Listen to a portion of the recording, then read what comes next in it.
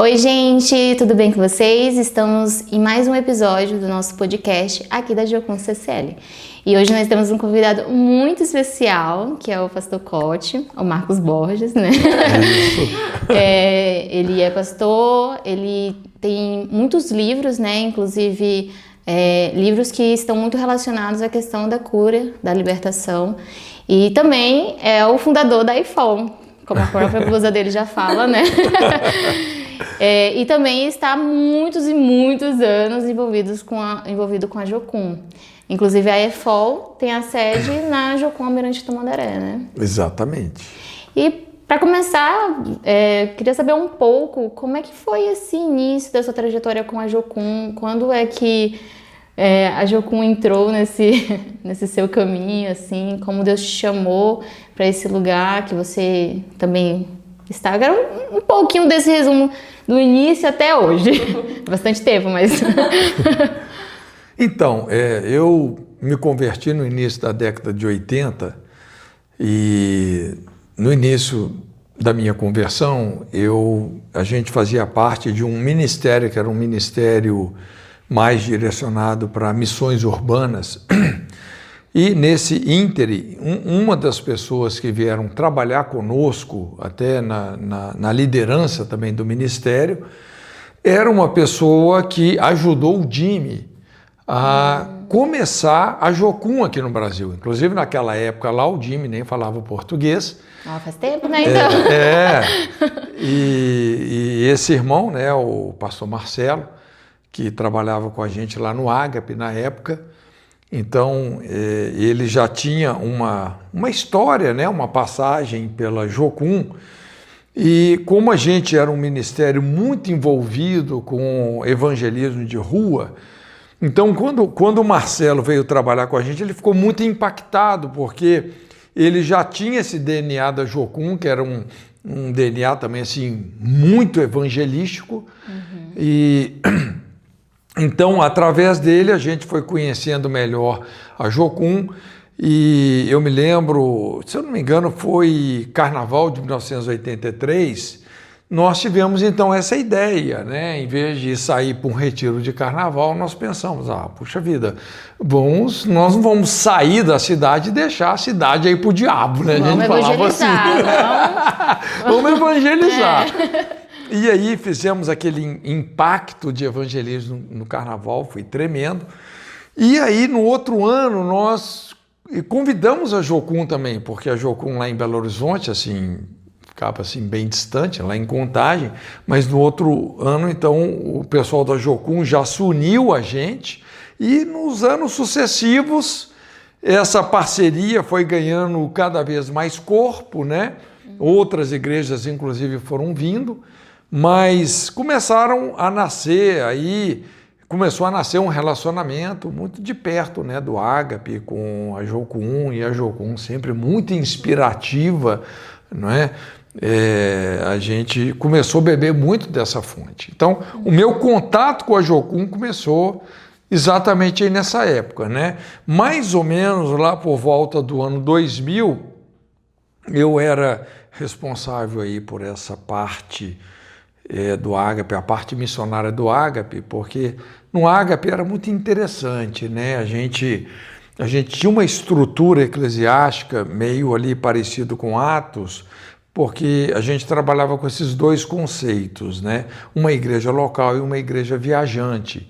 Então a gente, ao mesmo tempo que a gente funcionava como igreja local, a gente tinha equipes apostólicas, sempre trabalhando muito com evangelismo, com viagens, com ministração. Só que chegou num certo momento que o Ágape ele queria seguir mais como uma estrutura mais eclesiástica, igreja.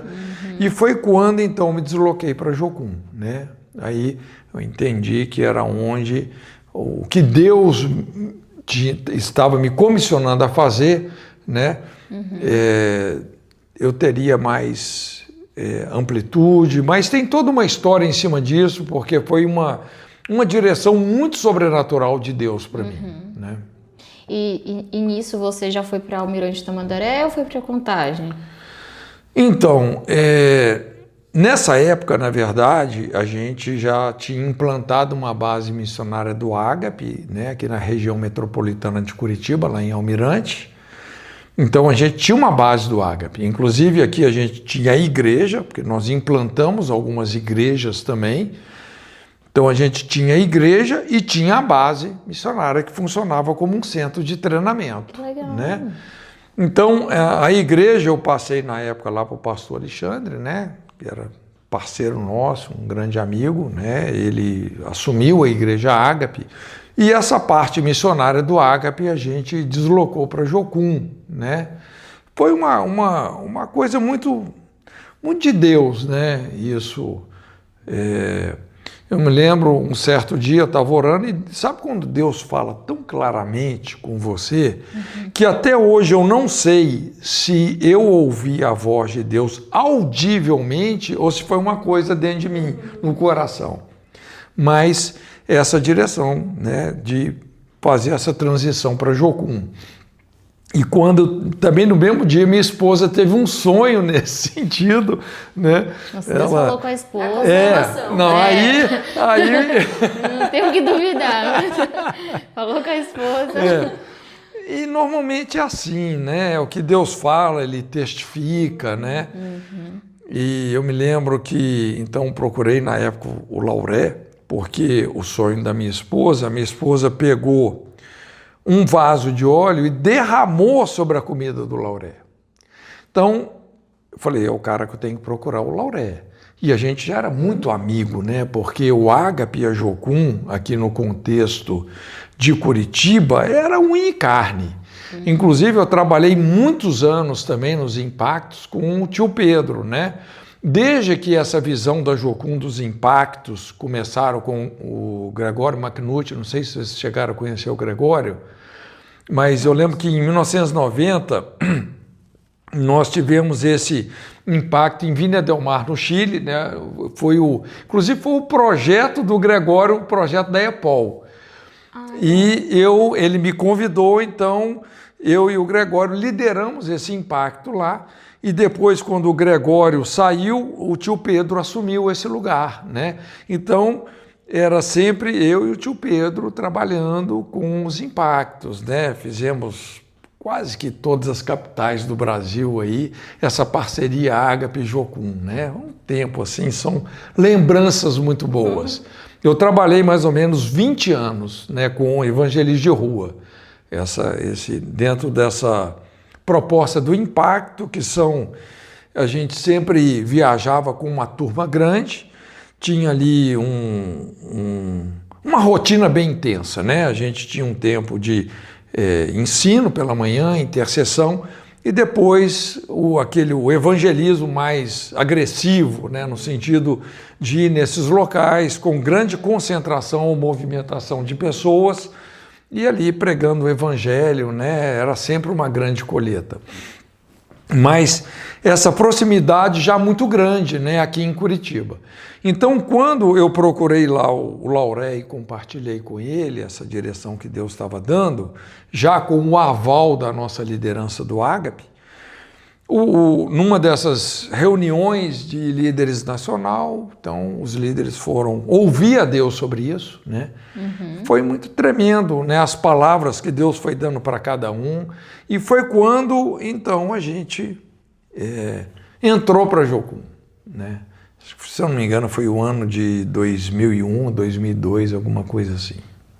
Nós não sabia de toda essa história da Igreja Ágape e Jocum, para mim foi novidade. E depois desses 20 anos, assim, né, atuando com evangelismo, como que se deu esse desdobramento para que o senhor atuasse agora no que atua, né? Assim, esse chamado para essa área mais específica de cura, libertação, Sim. Batalha espiritual, intercessão, até a ver também com a motivação e a palavra de Deus para essa escola, né, que é uma escola tão importante dentro da Jocum. É verdade. Veja bem, eu sempre gostei muito de evangelismo, né? Sempre foi um hobby para mim, na verdade, trabalhar com evangelismo de rua. Mas eu também sempre tive uma veia muito forte para o ensino. Eu sempre gostei muito de ensinar, de acumular conhecimento, sempre fui meio assim autodidata. E desde que eu me converti, eu sempre tive uma prática de pregação e ensino, né? E chegou num momento, porque, veja bem, eu fui acompanhando o crescimento da igreja em todas essas décadas, né? Na década de 80 foi uma década que eu diria assim, muito sobrenatural no Brasil. É impressionante a quantidade de novos ministérios que nasceram. É impressionante o derramar do Espírito Santo sobre o Brasil nessa década de 80. Eu, quando eu me lembro assim, não tem como traduzir isso a não ser um certo avivamento. Deus foi uma década de avivamento. Na década de 90, né, assim, muito evangelismo, muitos ministérios, muitas igrejas também, assim, levando o evangelho para todos os cantos. Foi quando a igreja brasileira realmente começou a crescer muito.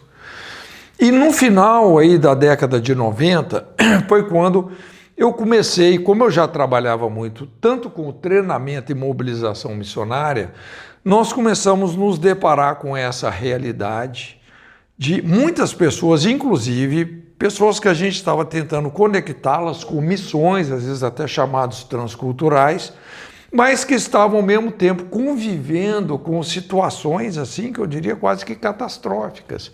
Imagina, um cara está indo com uma equipe lá para a Índia, mas o casamento dele está por um fio. Né? O cara está, às vezes, tendo uma vida por dentro toda desmoronada, toda desmontada, querendo fazer missões. Verdade. Então, eu falei, poxa vida, nós precisamos ser mais responsáveis nessa mobilização. E foi quando também eu comecei a perceber que o ponto mais débil aí da igreja brasileira estava sendo esse, no sentido da conservação de frutos. Muitas igrejas, eu lembro conversando com um certo pastor, ele falou assim, olha, a minha igreja aqui, a gente batiza uma média de 500 pessoas por ano, mas a igreja não cresce. Ou seja, 500 pessoas estavam entrando, mas 500 estavam saindo. Então, tudo bem, né? Estava sendo feita uma grande colheita, mas a porta dos fundos extremamente escancarada. Então foi quando Deus começou a mover no meu coração e eu comecei a enxergar essas lacunas, sabe? Algumas áreas na área de aconselhamento, de consolidação, né? Deus começou a me dar muito ensino para promover uma cultura de cuidado. Não é? E até me mostrando áreas muito nevrálgicas, assim, que na verdade estavam sendo responsáveis por essa sangria na grande colheita. E eu comecei a me dedicar muito a isso. E aquele negócio, quando você começa a trabalhar com consolidação, com aconselhamento, você começa a ter respostas para digerir a problemática das pessoas, rapaz, o seu sossego acabou. Porque a demanda é tão grande, mas tanta necessidade, não falta tanta demanda. necessidade. E aí eu comecei a desenvolver material, comecei a escrever livros, comecei a criar cursos, né? Inclusive foi quando nasceu a EIFOL, né? E nós fomos aí desenvolvendo e lapidando tudo isso. E quanto mais a gente ministrava nessa área, mais necessidade a gente via que estava tendo, né? Inclusive, chegou num ponto que eu atendia tanta gente, às vezes eu atendia 3, 4 pessoas num dia, e não é um atendimentozinho de 15 minutos, porque esse padrão de aconselhamento na libertação, ele demanda, assim, uma conversa, né? Até algumas abordagens que eu diria cirúrgicas, porque você está lidando com questões muito delicadas na vida das pessoas. Mas chegou num ponto que eu enxerguei, inclusive, a necessidade, né, de multiplicar obreiros. Falei, cara, o contingente que a gente tinha, assim, pastoral para atender as pessoas, não dava conta. Nós temos que multiplicar conselheiros, pastores, e aí FOL veio, inclusive, com essa proposta, né? E graças a Deus, né? Hoje, sei lá, eu acho que pelo menos umas 30, 40 mil pessoas já passaram pela EIFOL, né? Talvez 30% disso pastores. Hoje, sem exagerar, nós temos aí centenas, para não dizer milhares de igrejas que, de certa forma, direto ou indiretamente usam o nosso conteúdo. E então a gente entrou nessa brecha, nessa lacuna, e nos vimos aí absorvidos nessa demanda, né? Então é mais ou menos essa a história. Então a EIFOL, ela tem essa proposta de treinamento. Treinamento. É uma escola de formação. Lógico que ela abrange uma proposta, que eu diria assim, múltipla, né? Porque no início, inclusive, a gente estava limitando muito o nosso público-alvo para pastores, líderes, né? Porque realmente esse é o público-alvo mais importante da EIFOL. Mas com o tempo nós começamos a perceber que você ter uma escola mais heterogênea, a gente tinha mais a ganhar do que a perder. Porque às vezes o cara é um novo convertido, porque eu fui projetando a escola, eu sei que quando fala libertação, o pessoal tem aquela ideia mais animista da libertação, que só pensa no descapetamento. A gente ia dar ferro real.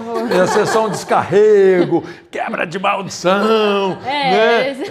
É a quebradeira. Geralmente né? é o que é pensado mesmo. Mas, assim, a EIFOL, a gente entra nos pontos mais nevrálgicos do aconselhamento, a gente confronta as principais feridas da nossa sociedade, dentro de uma linguagem, inclusive, de desmistificar a libertação. A gente faz uma reforma teológica desse conceito, inclusive uma reforma teológica do conceito de maldição, que é um dos conceitos mais deturpados. 90% do que as pessoas, em geral, na igreja acreditam sobre maldição tem mais a ver com animismo do que uma cosmovisão bíblica, não é?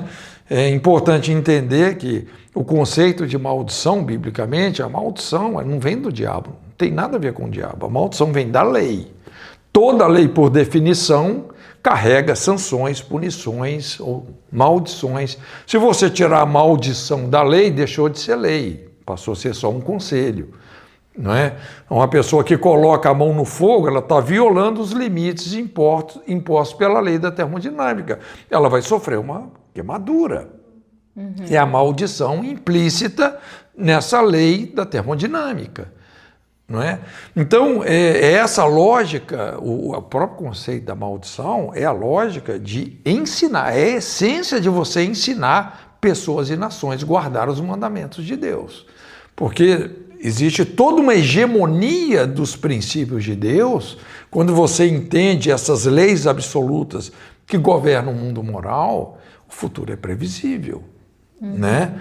Então você pode realmente projetar o seu futuro, obedecendo às regras do jogo, vamos dizer assim, com esse discernimento das leis que a Bíblia nos ensina, de como o reino de Deus funciona, de como as coisas funcionam, né? Então a gente foi desenvolvendo na escola como um programa profundo de discipulado. Ao mesmo tempo que é uma escola libertadora, mas o objetivo maior da EIFOL, na verdade, não é um objetivo em si mesmo. O cara ter como é que fala assim, a credencial de liberto. Né? Saiu da escola. Mas é conectar a pessoa com a grande comissão. Interessante. Entende? Porque, assim, inclusive, a pessoa que não está conectada com a grande comissão, a libertação dela é precária. Sim. Entende? Então, quando você vê ali, até a unção messiânica descrita em Isaías 61, você vai ver que quase 100% dela é libertadora. Curar os quebrantados de coração, libertar os cativos, dar vista aos cegos, limpar os leprosos, restaurar a cana quebrada, reacender o pavio que fumega. Você vê que praticamente 100% dessa unção messiânica tem a ver com essa restauração.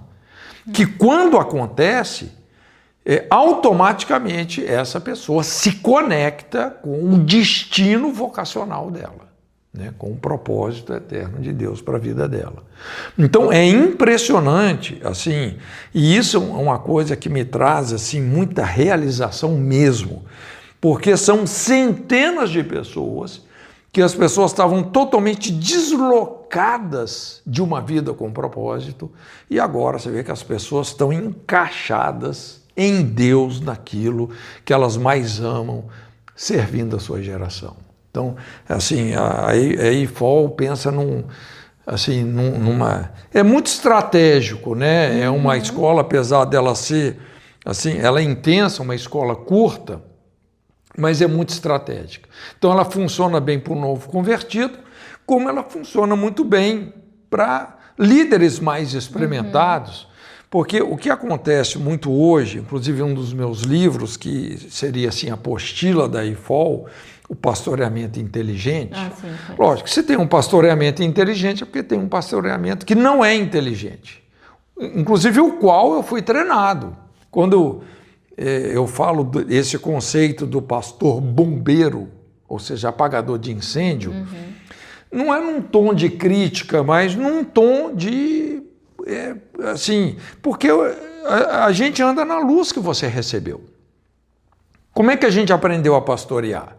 De repente tem um membro da sua igreja lá que está com um problema, então você vai fazer uma visita, você faz uma oração, faz um lanche com o cara, né, consola, aí tem um outro que está com um problema, você visita, o outro você visita, daqui a pouco o primeiro aqui que você visitou, o cara já está em crise de novo, você volta lá, faz mais uma visita, uma oraçãozinha com ele, e daqui a pouco você se pega numa rotina, muitas vezes até desgastante, não de pastorear as pessoas, mas de pastorear as crises das pessoas. Eu não sei se você entende a diferença de você pastorear a pessoa e ficar pastoreando as crises, apagando incêndio. Então, a proposta da IFOL é exatamente essa conversa corajosa, mais profunda, não é? Onde a gente vai, isso é um pouco trabalhoso, mas quando você consegue estabelecer esse processo ali na vida da pessoa, é impressionante como mais rápido que você pensa, aquela pessoa que vivia de crise em crise, de problema em problema, agora ela está restaurada, deixou de ser uma pessoa adoecida, que às vezes dava mais problema que solução, e agora ela começa a ser a resposta. Ela que vai, de repente, ter a iniciativa de ampliar um ministério na igreja, de começar um novo trabalho. Então, sempre dentro de uma visão bem emancipadora. Eu gosto muito talvez um dos princípios que eu mais procuro viver na liderança é a emancipação, né? É o vinde após mim e o ide, não é o fique, é o ide, a emancipação, né? A gente treinar as pessoas, libertar as pessoas para que elas se conectem, né, com o destino vocacional delas. Eu achei muito legal essa visão, acho que pelo menos pessoalmente, assim, eu nunca tinha parado para pensar dessa perspectiva, porque eu acho que às vezes a gente conecta muito mais a questão da libertação, a gente olha muito mais pro diabo quando a gente fala de libertação, do que de fato a gente vê a libertação como esse caminho que vai libertar de fato a gente de coisas que nos impedem de viver o nosso propósito, que está totalmente ligado à grande comissão. Muito interessante isso, e queria que o senhor pudesse falar um pouquinho com a gente sobre esse equilíbrio que a gente precisa ter entre o misticismo e o ceticismo, né? Que a gente pode ir para esses dois extremos de que ou eu faço tudo ser muito místico ou eu não acredito em nada, né? Eu costumo dizer que toda fé sem base bíblica é superstição, né? Inclusive, aí, até nessa... assim, no conteúdo que a gente desenvolve na IFOL, na verdade, a gente não lida diretamente com demônios. É importante entender que, assim, uma manifestação demoníaca é muito mais a febre do que a infecção, né? Então, lógico, imagina, Se evangeliza uma pessoa, nesse processo de evangelismo, uma pessoa tem uma manifestação demoníaca, lógico, você vai expulsar o demônio, com o objetivo de levá-la a uma decisão por Jesus. Uma pessoa que sofreu uma manifestação demoníaca, puxa vida, o mundo espiritual está te sinalizando. Tem algo muito sério na vida dessa pessoa. Não é à toa que imagina, um espírito demoníaco vai se manifestar em alguém.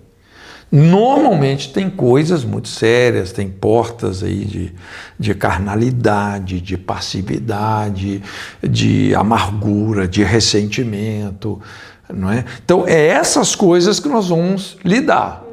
Esse conjunto de causas que garantem um quadro de exploração demoníaca, né? Então, eu sempre falo que a gente não pode expulsar irresponsavelmente os demônios das pessoas, né? Expulsar irresponsavelmente, você expulsa o demônio, mas você não lida com essas questões que estão garantindo esse acesso, né, do inimigo na vida dela. Então nós vamos, na libertação, a gente vai entrando, igual eu falei, nesses gaps, nessas lacunas, uma coisa profunda, né? Que são as feridas sociais, né? Às vezes ali são às vezes cadeias pecaminosas que a pessoa tem, histórias de abuso, né? Estruturas de passividade, as iniquidades geracionais, feridas, amarguras, uma série de questões que às vezes a pessoa ainda ela está defendendo aquilo, às vezes ela até construiu em cima dessas feridas algumas ideologias, algumas crenças que estão transformando a vida dela numa prisão interna, né? Então é uma coisa nesse sentido, tá? E quando você lida com todas essas questões, vamos dizer, a libertação acontece, né?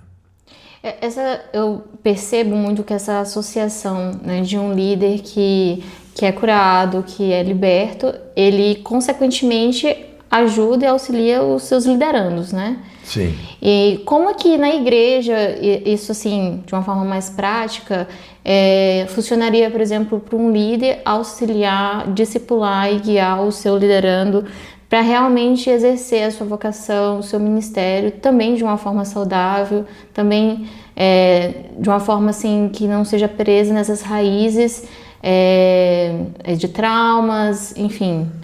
Sim. Então, eu acho muito interessante assim, uma certa estrutura que a gente pode tirar do Evangelho de Mateus. Mateus fala sobre 3 grandes comissionamentos, né? O vinde a mim, ali o Mateus 11, 28, o vinde após mim, o Mateus 16, e depois o ide. Vinde a mim, vinde após mim e ide.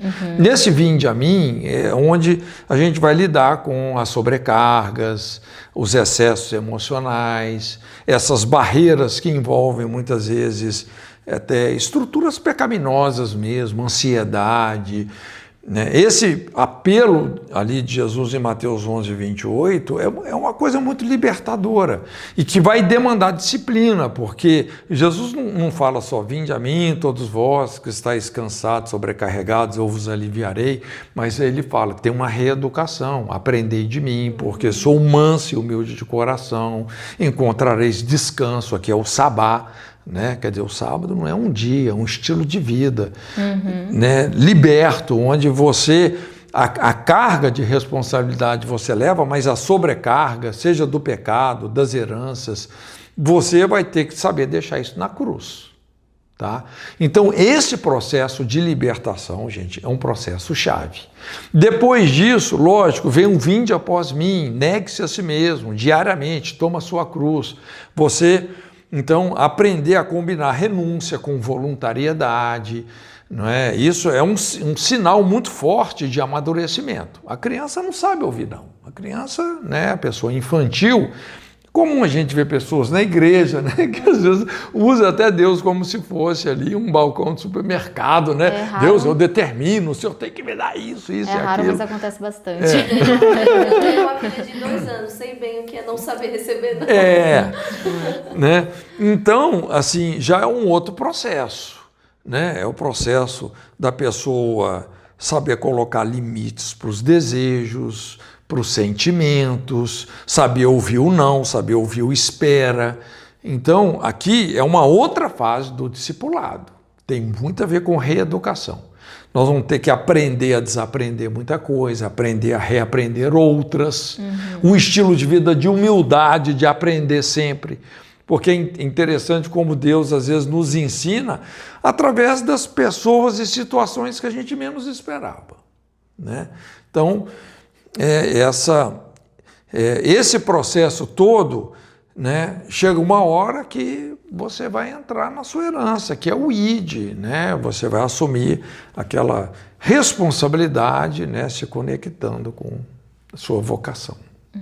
E a liderança, você considera que é importante o papel da liderança para um membro da igreja, por exemplo, em viver? Então, quando a gente consegue exercer uma liderança assim, que você liberta a pessoa, mas com uma visão emancipadora, o sucesso de um líder não é quantos liderados ele tem debaixo das suas asas, é quantas pessoas ele já emancipou para o propósito de Deus. Então é o ID. Não é você só o vinde a mim, vinde após mim, vão ficar aqui agora. Não, nós precisamos ter uma cultura de emancipação. Né? É o que eu falei, de repente essa pessoa ela vai causar a expansão do reino de Deus naquele ministério, talvez até num outro. Às vezes aquela pessoa que vai ser o sacrifício de Abel, que você, né, vai disponibilizá-la, enviá-la, né, às vezes até para um outro ministério, mas dentro do propósito de Deus, né? Então a liderança é isso, é você investir na liderança de outros. Então você pega a pessoa, né, você ajuda ela no processo da libertação, no processo do amadurecimento, dela deixar as suas infantilidades. Deus não está, eu sempre falo, Deus não está num negócio de nos fazer felizes, Deus está num negócio de nos fazer crescer. Né? E aí sim você pode entrar na sua herança. Então liderança é isso. Eu não gosto muito desse conceito de você eternizar um discipulado. Então o cara já cresceu, o cara já é adulto. Eu não vou, meu filho tem 37 anos, eu não vou ficar ali agindo com meu filho como se ele tivesse 5 anos. Se ele quiser compartilhar alguma coisa comigo, tudo bem, mas ele, né, já é uma pessoa emancipada. Então a gente vê que muitas igrejas, elas, em vez de elas desenvolverem uma cultura de emancipação, elas desenvolvem uma cultura de controle. Isso acontece com base missionária também. Tá? E normalmente são as bases e igrejas que acabam virando uma unha encravada, onde tem muito abuso espiritual. Sim. Né? E dá muito racha. E dá muita divisão. Porque onde tem abuso, tem gente que vai ficar com raiva. Não vai aceitar isso. Né? Sempre vai ter né? Acho que são tantos assuntos, daria pra gente fazer, sei lá, quantos episódios desse podcast só com o Pastor Cote. Mas, assim, eu acho que eu queria que você pudesse dar um conselho agora para líderes, né, que seja em base missionária ou em contexto eclesiástico, dessa perspectiva de tudo que a gente conversou, um conselho que você daria para que esses líderes pudessem encaminhar os seus liderados na perspectiva profissional, ministerial, missionária, como encaminhar essas pessoas para que elas possam viver a sua vocação, além de fazer a IFOL, né? É uma ferramenta que vale a pena. Né? É uma caixa de ferramenta que você pega. Né? Mas, veja bem, assim, eclesiasticamente falando, né, a gente trabalha muito mais com liderança do que chefia. São duas coisas bem diferentes. Né? Porque liderar tem a ver com inspirar pessoas. Você vai inspirar aquelas... Você não tem como impor uma liderança. Tá? Chefiar, sim, o chefe ele vai esperar resultado, não deu certo, você manda o cara embora. Na igreja você não pode fazer isso. Fala, sai da igreja porque você não está concordando. Né?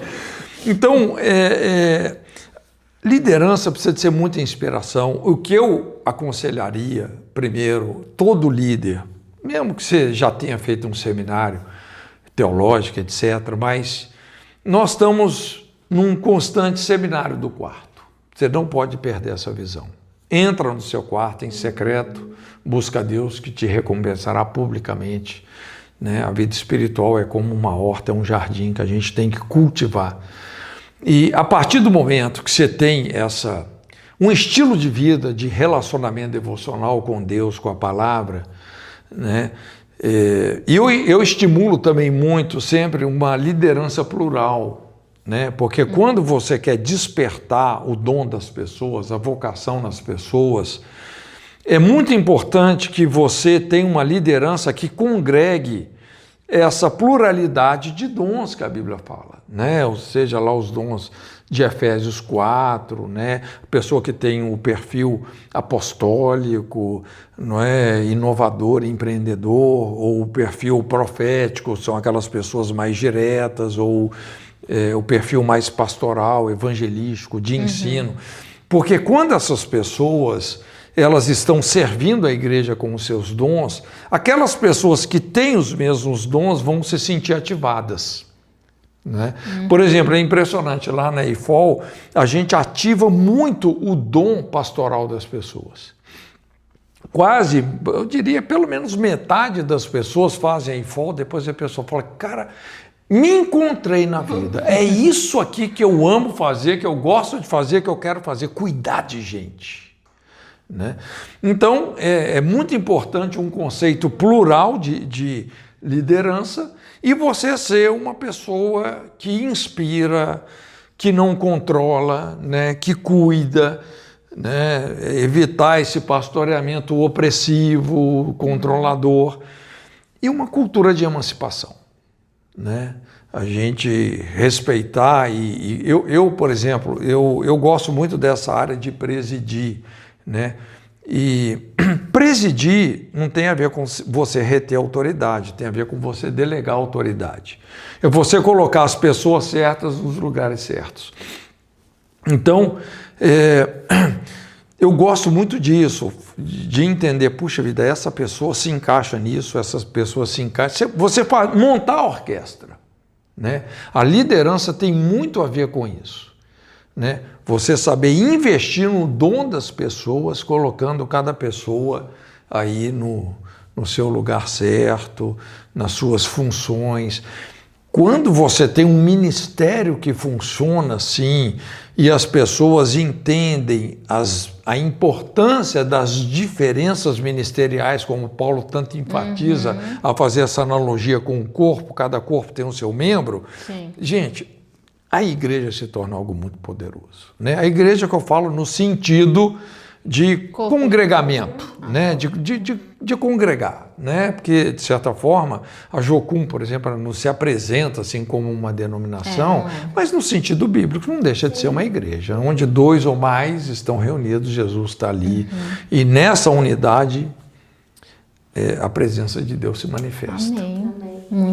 Não, eu achei muito legal, assim, como é importante a forma como o líder está, para que, de uma certa forma, a sua igreja também usufrua disso também, né? Sim. Assim, foi um privilégio ter você aqui. Eu tava falando com a Thaís, né, assim, que eu conheço você desde criança. Você só não me conhece, velho. Mas meu pai, assim, era o CD, tinha um CD assim, do Cote. Teve essa época do CD, tinha um CD das pregações do Cote, meu pai colocava, tinha uns livros. Então, assim, foi um privilégio, assim, poder escutar, assim, de perto. Na verdade, é o professor da semana também, então tô escutando bastante. Oh, my pleasure. Olha aí, pai. Muito obrigada, foi um prazer receber você aqui. É igual eu falei, né? Teria muito mais assuntos que a gente poderia conversar, mas muito obrigada por essas explicações sobre esses assuntos, assim, mesmo que foi rápido, eu considerei algo bem profundo, assim. Aprendi muitas coisas. Graças a Deus. Dá bastante coisa. Então... Eu já tô assim, ó, meditando aqui na minha cabeça, muitas coisas. Então, muito obrigada, foi um prazer ter você aqui com a gente. Eu que agradeço. Um abração em todo mundo.